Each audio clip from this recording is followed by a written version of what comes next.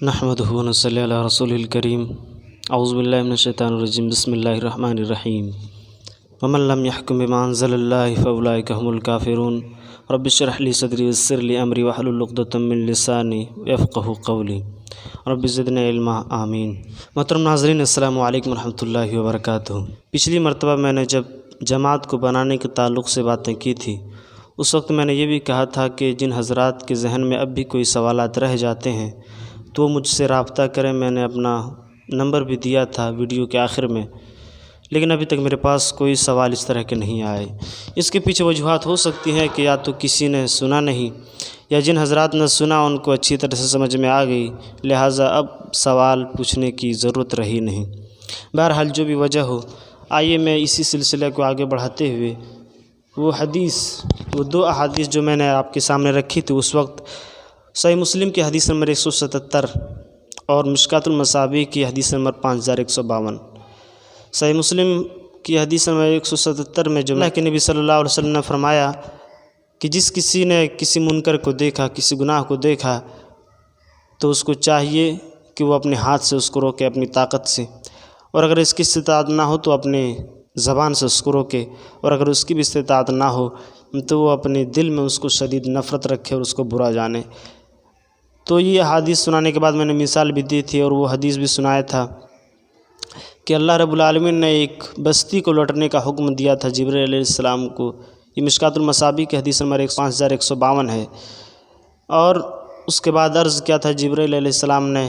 کہ ان فیہا عبدک فلان لم یأسک طرفۃ عین، کہ اللہ اس میں کچھ بندے ایسے بھی ہیں جو کبھی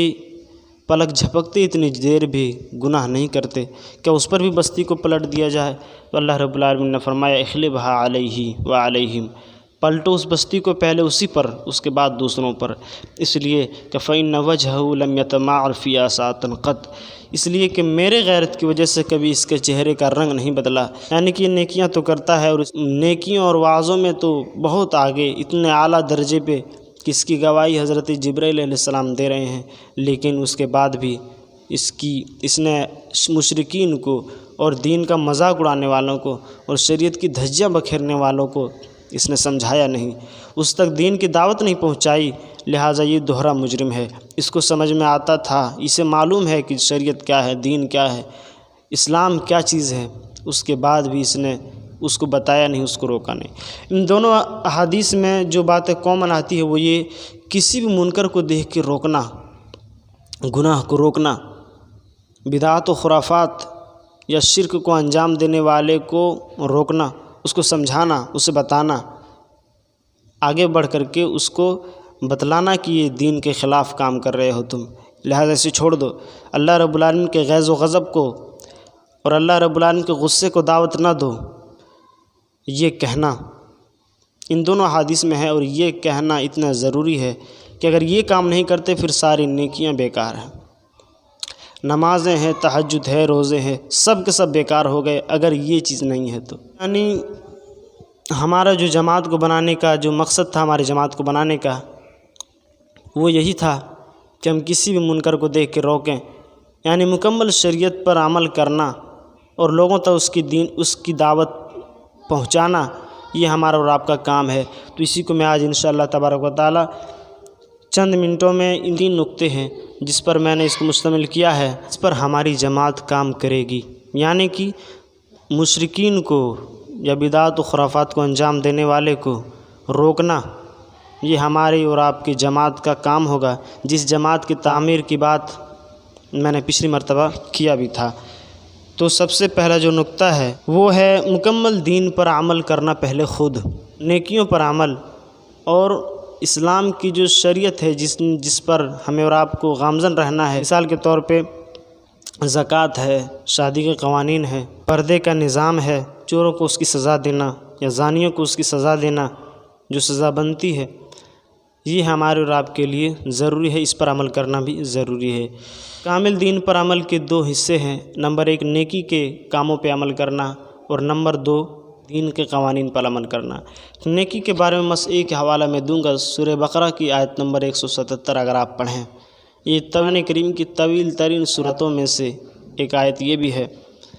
جس میں اللہ رب العالمین نے فرمایا لیس البر ان تولوا وجوہکم قبل المشرق والمغرب ولکن البر من آمن باللہ والیوم الآخر والملائکۃ والکتاب والنبیین وآتى المال على حبه ذوي القربى والیتامى والمساکین وابن السبیل والسائلین وفی الرقاب واقاموا الصلاۃ وآتوا الزکاۃ، اور اس کے بعد بھی ہے والموفون بعہدہم اذا عاہدوا والصابرین فی البأساء والضراء وحین البأس۔ اس میں اللہ رب العالمین نے ایک نیکی کی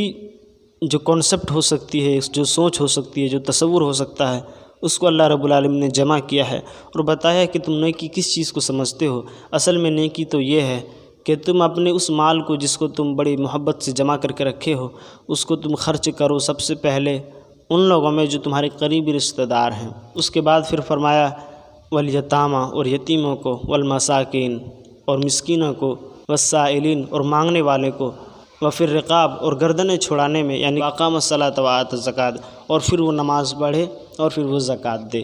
یعنی کہ یہاں اللہ رب العالمین نے نماز اور زکوٰۃ کو 7ویں نمبر پہ رکھا ہے، اور اس سے پہلے جتنی بھی نیکیاں ہیں وہ سب انفاق مال پر ہے، یعنی کہ مال کو، محبوب ترین مال کو خرچ کرنے پر یہ نیکیاں آپ کو ملے گی، اور یہ سب سے بڑی نیکی ہے جس کو اللہ رب العالمین نے 5 نیکیوں میں شمار کیا ہے۔ تو میرے بھائی بزرگوں دوستو، اور پھر اس کے بعد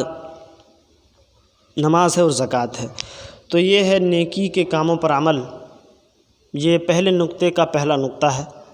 اور پھر اسی کے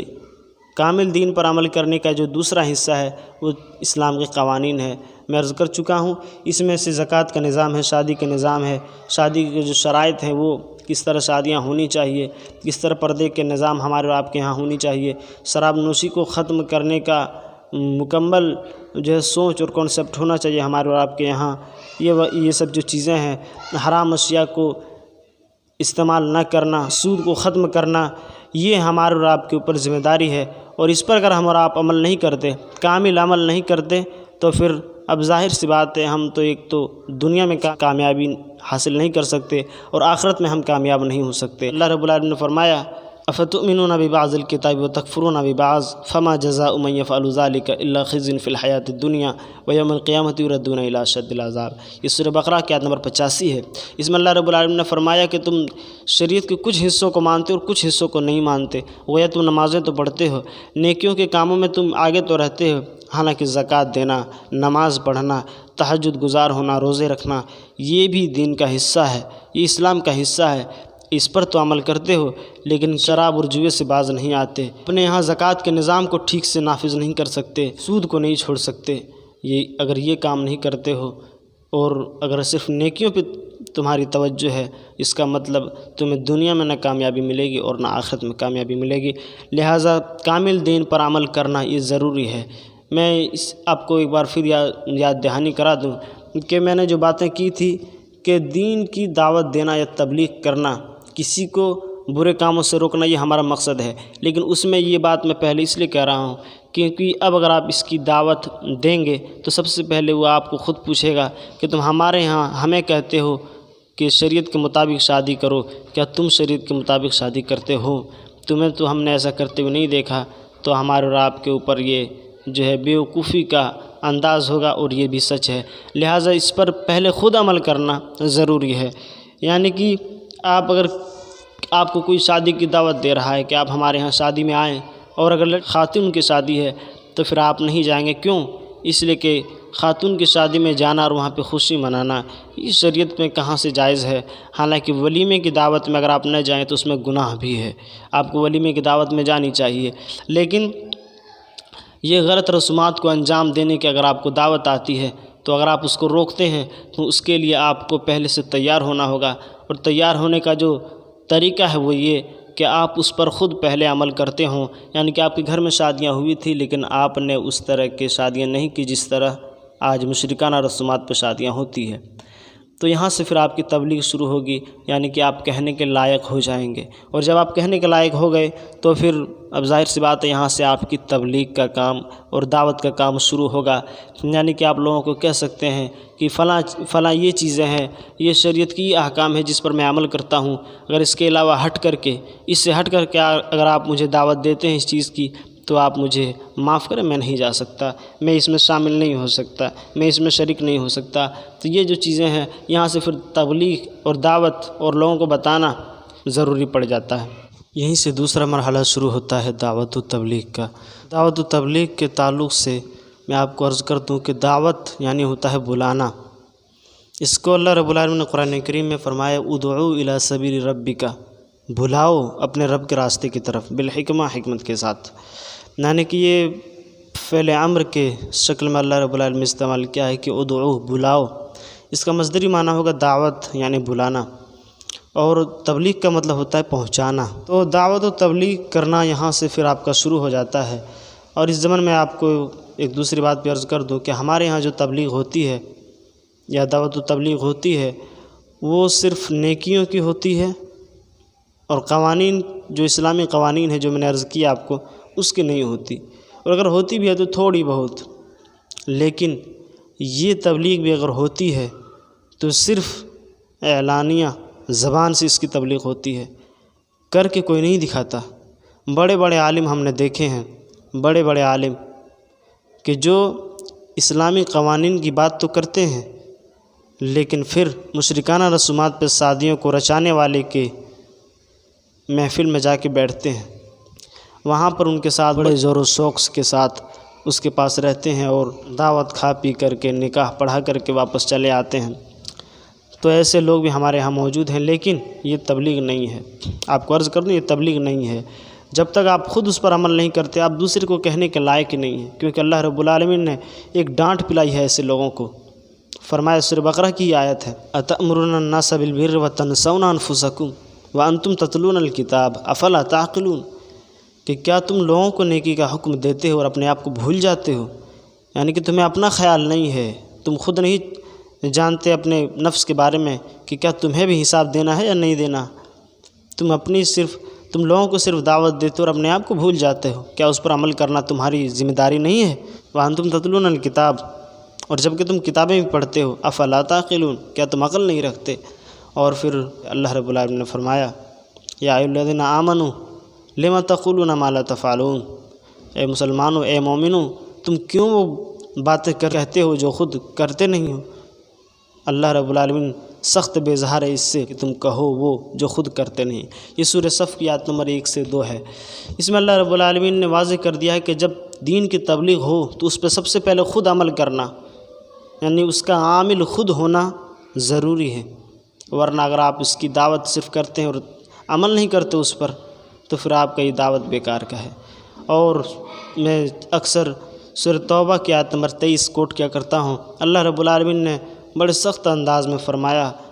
قل ان کان آباؤکم وابناؤکم واخوانکم وازواجکم وعشیرتکم واموال اقترفتموها وتجارۃ تخشون کسادها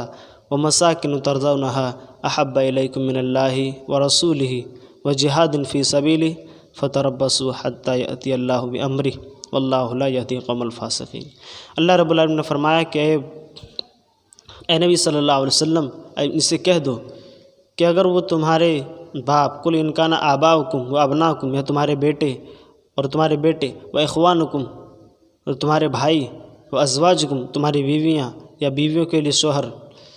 و عشیرتکم یا تمہارے قریب رشتہ دار، و اموال اقترفتموها یا وہ مال جو تم نے بڑی محنت سے کمائے ہیں، و تجارت تخشون کسادہا یا وہ تجارت جس کی کساد بازاری کا تمہیں خوف رہتا ہے، و مساکن ترضونہا اور وہ مسکن، وہ گھر جو تم نے بڑی خوبصورتی کے ساتھ سجاوٹ کے ساتھ بنایا ہے، وہ مساکن ترضونہا احب الیکم من اللہ ورسولہ وجہاد فی سبیلہ فتربصوا حتی یأتی اللہ بامرہ واللہ لا یہدی القوم الفاسقین۔ اللہ رب العالمین سے زیادہ اور اس کے رسول سے زیادہ اور اللہ کی راہ میں جہاد کرنے سے زیادہ اگر ان سب چیزوں سے محبت ہے تو پھر دور چلے جاؤ یہاں تک کہ اللہ کا حکم آ پہنچے، اور اللہ رب العالمین ایسے فاسقوں کو ہدایت نہیں دیتا۔ یعنی کہ کوئی بھی ہو، اگر اللہ رب العالمین کے حکم کے بغیر، اللہ رب العالمین کے احکامات سے ہٹ کر کے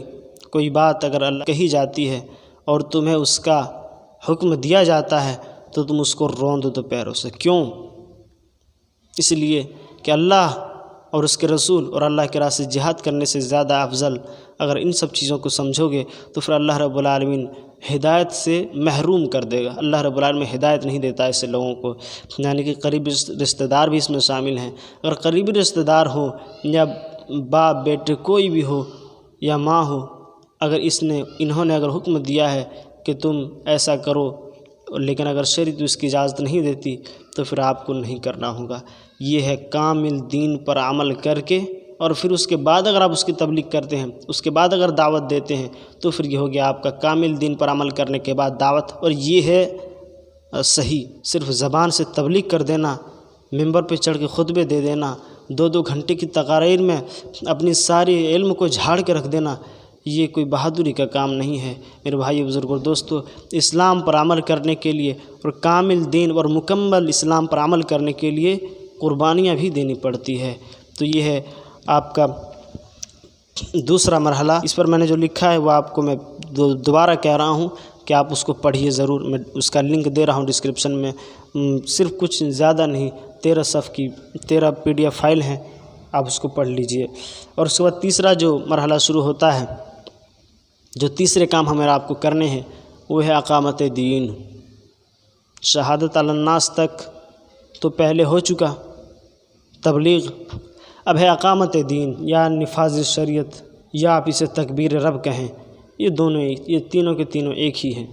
اس کے ضمن میں جو بات مجھے عرض کرنی ہے وہ میں بہت کم باتیں کر رہا ہوں۔ تکبیر رب کا مطلب ہوتا ہے اللہ کو بڑا بنانا، اللہ کی تکبیر کرنا۔ اللہ رب العالمین نے فرمایا قرآن کریم میں، یا ایھا المدثر قم فانذر وربک فکبر۔ سورہ مدثر کی آیت ہے، شروعات کی آیت ہے۔ اس میں اللہ رب العالمین نے فرمایا، اے چادر میں لپٹ کر سونے والے، کھڑے ہو جاؤ، فانذر، اور لوگوں کو ڈراؤ، یعنی اس قیامت کے دن کھڑے ہونے سے اور وہاں پہ جواب دینے سے لوگوں کو خوف نہیں ہے اس چیز کا، اسے ڈراؤ۔ قم فانذر وربک فکبر، اور اپنے رب کی تکبیر کرو، یعنی کہ اپنے رب کو بڑا کرو، اپنے رب کو بڑا بناؤ۔ اس کے معنی یہ ہے کہ اللہ رب العالمین بڑا تو ہے لیکن اس کی بڑائی مانی نہیں جا رہی۔ اللہ رب العالمین نے سود کو حرام کیا تھا، اور آج سود کو ایسے سمجھا جا رہا ہے گویا کہ کچھ ہے ہی نہیں۔ اللہ رب العالمین نے جو شریعت نازل کی تھی، شادی کے جو احکامات نازل کیے تھے، زکوٰۃ کے وہ نظام کہ جس زکوٰۃ کے نظام کے ہوتے ہوئے کسی معاشرے میں کوئی فقیر پیدا نہیں ہو سکتا، اس زکوٰۃ کے نظام کو قائم کرو۔ یہ ہے اصل میں تکبیر رب، اپنے رب کو بڑا بنانا، یعنی اس کے حکم کو نافذ کرو، اس کے حکم کے مطابق جو کچھ ہو اس دنیا میں ہو۔ لیکن اس کے لیے سب سے پہلے میں عرض کر چکا ہوں کہ سب سے پہلے آپ خود اس پر عمل کریں، اور دوسری مرتبہ جب آپ خود عمل کر چکے تو دوسرا مرحلہ آتا ہے آپ کا اس کی تبلیغ کرنے کا، یعنی آپ لوگوں تک پہنچائیں۔ اور تبلیغ میں ہی جو ہے دعوت و تبلیغ میں ہی پریشانی ہے، کیونکہ اس پر آپ کے محبوب ترین لوگ جو ہیں وہ آپ کو ساتھ چھوڑ سکتے ہیں۔ کیوں؟ اس لیے کہ آپ نے ان کاموں کو کرنا چھوڑ دیا ہے جو شریعت کے نظر میں غلط ہے، جو شریعت کے مطابق غلط ہے۔ اور اگر آپ کے بہت قریب رشتہ دار ہیں، محبوب ترین لوگ ہیں کہ جو ان کاموں کو کرنے میں شریعت اسلام کچھ نہیں سمجھتے، وہ ہو سکتا ہے آپ کو دقیانوسی خیالات کے آدمی کہیں، لیکن اس کی دعوت ہمیں اور آپ کو کرتی رہنی ہوگی۔ اور جب یہ دعوت و تبلیغ ہونے لگے تو پھر اس کو شہادت علی الناس تک کرنا ہے۔ ایسا نہیں کہ چند آدمیوں کو جمع کر لیے، بتا دیے، بس ہو گیا، نہیں، بلکہ اگر آپ ایک بستی کے اندر ہیں تو آپ کو پورے بستی میں اس کی دعوت دینی ہوگی، پورے بستی میں۔ اور اس کے لیے ایک جماعت بنانا ضروری ہے، میں پہلے بھی کہہ چکا ہوں۔ آپ اکیلے تو یہ کام نہیں کر سکتے۔ لوگ آپ کو دقیانوسی خیال کے آدمی کہیں گے کہ پتہ نہیں اس کو کیا ہو چکا ہے، اس کے ماتھے خراب ہو چکے ہیں، یہ اچانک سے کیا کچھ کرنے لگا ہے۔ لیکن اگر آپ ایک جماعت کے ساتھ اس کام کو انجام دیں گے تو ظاہر سی بات ہے کہ آپ کو لوگ سمجھ جائیں گے کہ کامل دین پر عمل کرنے کے لیے میدان میں کود پڑا ہے۔ لہٰذا اس کے بعد یہ جب دوسرا مرحلہ ختم ہوگا، اس کے بعد پھر تیسرا ہوگا تکبیر رب، یعنی کہ جس طرح پہلے لوگوں کو اسٹریٹ پریچنگ جسے کہتے ہیں، یعنی کہ لوگوں کو دعوت دینا، بتانا، لوگوں کو غلط کاموں سے روکنا، جب یہ کام مکمل ہو جائے تو اب اجتماعی سطح پر، یعنی کہ اگر ایک بستی ہو چکی تو پھر دوسری بستی میں بھی اسی دعوت کو لے کے جائیں اور وہاں پر بھی لوگوں کو کہیں کہ فلاں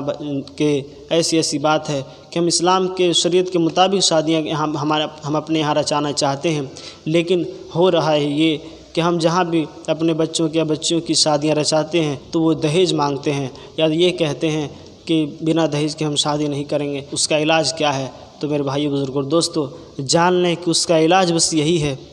کہ ہمیں اور آپ کو دوسری بستیوں میں جا کر کے اس دین کے دعوت دے کر کے لوگوں کو موٹیویٹ کر کے اسلام کے نزدیک لانا ہوگا، اور یہ کام مشکل ترین ہے، یہ آپ کو ماننا پڑے گا۔ اس کے بعد اس کو جب اس بات پر لا کے کھڑا کیا جائے کہ ہم کامل دین پر عمل کرنے والے لوگ ہیں اور اس پر آپ ہمارا ہاتھ بٹائیں، جب لوگ یہ کام کرنے لگ جائیں گے تو پھر وہ بھی اپنے ہاں شادیاں کریں گے تو بالکل اسلامک طریقے پہ ہمارے دین نے جس قدر شادی کرنے کا حکم دیا ہے اس طرح کریں گے، اور پھر رشتہ دھیرے دھیرے آسانی سے بننا شروع ہوگا۔ یعنی کہ جہاں پہ آپ ہیں دعوت پہنچ چکی ہے اور وہاں کے لوگ مان چکے ہیں، اس بستی میں بھی رشتہ جو ہے آسانی سے ہوگا اور بالکل دین اور اسلام کے مطابق ہوگا۔ تو یہ تکبیر رب اور اجتماعی سطح پر تکبیر رب، یعنی کہ نزدیک بستیوں کو جہاں پہ لوگ مان رہے ہیں وہاں تک جا کر اس کی تبلیغ کرنا، یہ ہمارا اور آپ کا تیسرا کام ہوگا۔ تو میرے بھائی بزرگ اور دوستو، اس ضمن میں بس اتنی سی باتیں تھیں جو میں نے آپ کے سامنے رکھ دی ہے۔ اس پر میں ایک بار تیسری مرتبہ بھی کہہ رہا ہوں کہ میں نے جو لکھا ہے اس پر آپ ضرور اس کو پڑھیں، یا اگر آپ کو اردو پڑھنا نہیں آتا تو پھر آپ کسی سے پڑھوا لیں یا پڑھوا کے سن لیں، یہ آپ کے لیے بہت ضروری ہے میرے بھائی بزرگ اور دوستو۔ اب اسی کے ساتھ میں آخر میں اللہ رب العالمین سے دعا کروں گا کہ بار الہ تو ہم سب کو دین و اسلام کو مکمل دین اسلام پر عمل کرنے کی توفیق دے۔ پروردگار عالم تو ہمیں جب تک زندہ رکھے مذہب اسلام پر زندہ رکھ، اور تو جب ہمارا خاتمہ ہو تو خاتمہ بالخیر ہو، آمین یا رب العالمین۔ اقول قولی ھذا استغفر اللہ لی ولکم ولسائر المسلمین والحمد للہ رب العالمین۔ السلام علیکم ورحمۃ اللہ وبرکاتہ۔